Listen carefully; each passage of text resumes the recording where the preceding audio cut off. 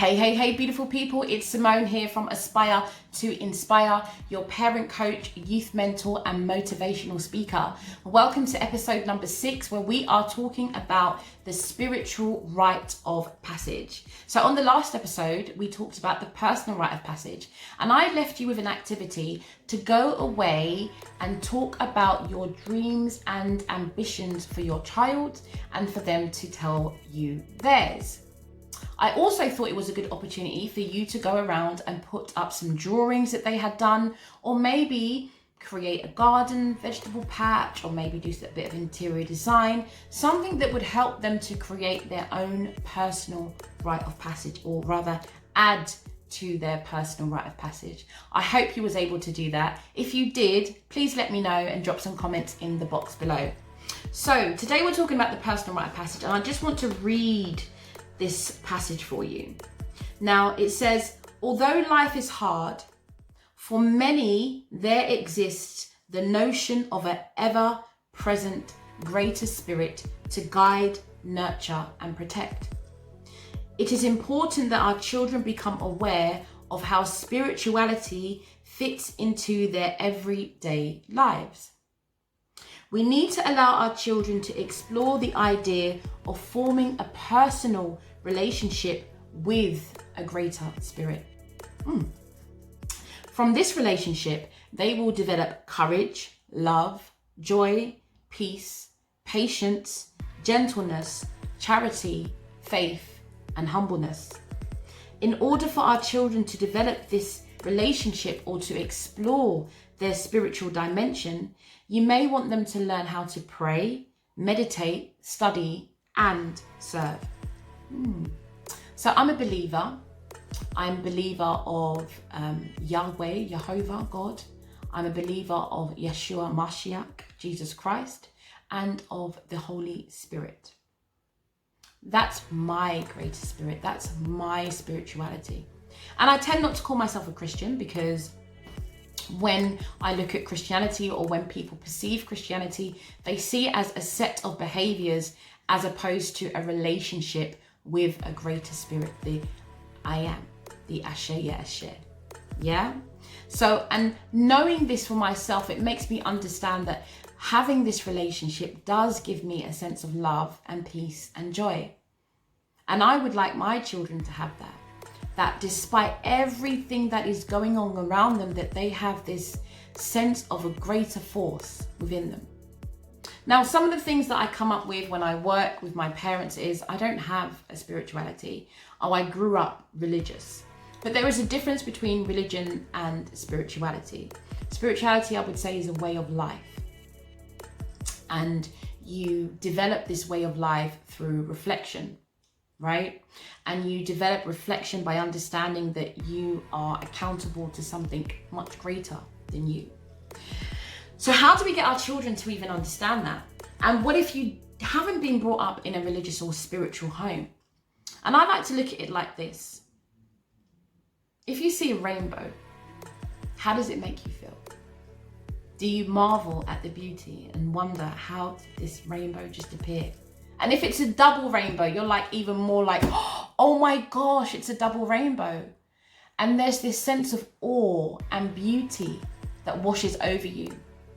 And that sense of awe and beauty, and just, I wouldn't say confusion, but yeah, just awe. I would say just an awe of the beauty, that spirit, that we cannot even explain it, but it's something that makes us feel like no other. That is your greater spirit. Something that you see that convicts you in such a way that it makes you think, it makes you reflect, and puts you at peace. That is spirituality. And if it's not in Allah or Christ or Jah, and we've got some here, Gaia, Buddha, then it may be the rainbow. It may be the sound of thunder rumbling. It could be the way that the sky lights up with lightning. It could be the sound of the sea rumbling, rolling, hitting the shore. It could be that walk in nature and you're hearing crickets and birds just tweeting away. And, you know, just before the birds were like having a massive conversation. I don't know what they were saying, obviously, but it was just full of excitement. And it happens at a certain point in the evening, like maybe the mum's putting them to bed or something. And there's this like, I don't want to go to bed. There's all this stuff going on. Anyway, so you help your child to develop a relationship with a greater spirit. Okay, and if you do come from a spiritual background, a religious background, you will already know what that is that you want them to develop a relationship with. And if you don't, then just admire the beauty. Just admire the beauty that is all around us. Help your child to develop faith in something for which there may not be proof. And that can be difficult. Well, how do you know your God exists? Because you've never seen him. But sometimes we can feel it. Like, have you seen a butterfly? Of course. Sorry, silly question. Of course you've seen a butterfly. Have you seen the detail on the butterfly? Like, think about it. How many laughs? No one laughs the same. Some people have this really deep laugh. Other people have this like hackling laugh.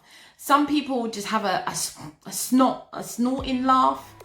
Everyone's laugh is completely different. People look different. Animals are different. Intricately designed.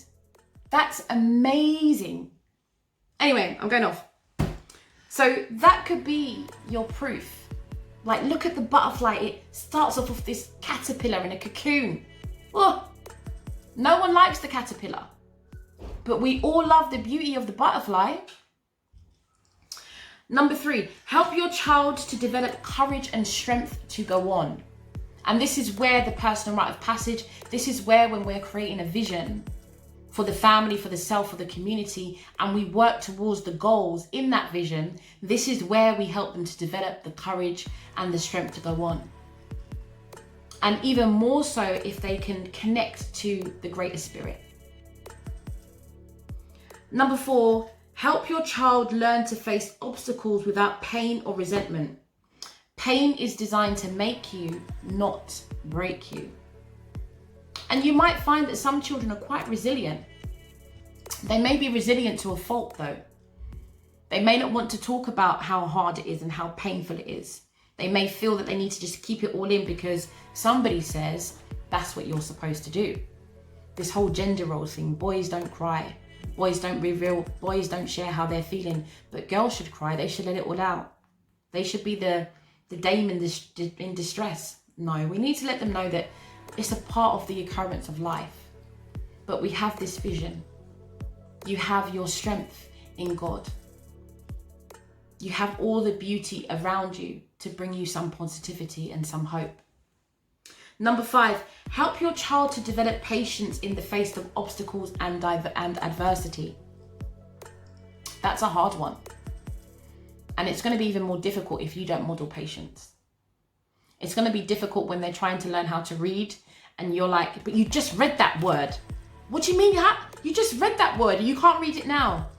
No, you're not going to help them to develop patience in the face of adversity. In fact, you're going to put even more pressure on them. They're going to break down. Yeah? So think about that. Take a deep breath. You got this. You've been created in the image of your creator. You're powerful. You're knowledgeable. Everything, all the beauty, all the creation that you see around you, that's in you. So I know that you can read this. I know that you can do this. I know that you can make this. I know that you could create this. I know. Yeah, we want to be pouring into our children. Number 6, help your child develop an unconditional love for him or herself, family, and community. Unconditional. Despite my faults, despite my flaws, unconditional. And you know, like, again, this whole thing, self-love. I'm loving myself, self-love. You will not have self-love if you do not like yourself. You cannot like yourself if you haven't accepted yourself. So when you do go to talk about self-love, let them talk about what faults that they think that they may have, what flaws, what their difficulties are with who who they think they are or what they think they're not are or whatever. You know what I mean? I like that. I actually like what you think is a flaw. I love that. That's the kind of things that we want to be saying to our children, because it helps to develop the spirit. Number 7, help your child develop friendships and attachments. Absolutely, because they're not always going to be with you. So we need to help them to develop this.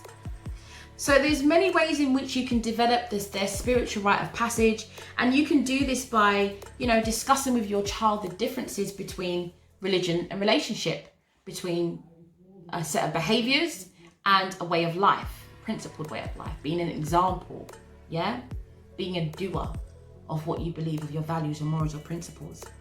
You can take your child away from the city and teach him or her about nature, animals, etc. You can find so much in nature. God's magnificence is all around us. Take or send your child to a place of worship. Maybe practice meditating with them. Every night that I put my daughter to bed, she'd be like, Mum, it's time to pray. And I let her pray first. And she'll be like, thank you for my toys. Thank you for, the food delivery.